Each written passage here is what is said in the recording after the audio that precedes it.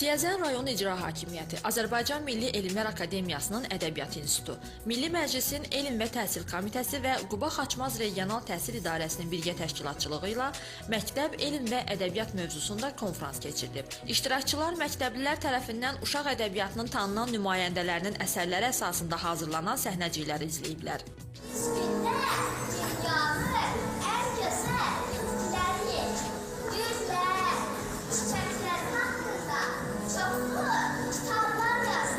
Tədbirin keçirilməsində məqsəd uşaqlara mütaliə marağını artırmaq, onların gələcəyinin formalaşmasında kitabların rolundan, əhəmiyyətindən danışmaqdır.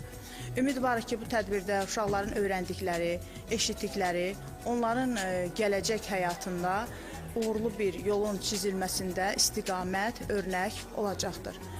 Uşaqlarımıza arzuluyuruq ki, kitablarla sıx yoldaş, dost olsunlar.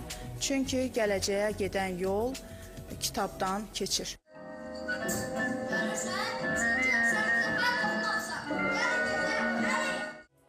Akademik İsa Həbibbəyli Akademiyanın Ulu Öndər Heydər Əliyevin şəxsiyyətini əks etdirən kitabını və 7 cildi çapdan çıxan Azərbaycan Ədəbiyyatı tarixi kitabını məktəbin kitabxana fonduna hədiyyə edib. Tədbirin sonunda iştirakçılar müxtəlif hədiyyələr, diplom və fəxri fərmanla təltif olunublar. Fidan Eldarova, Səhər Çağı.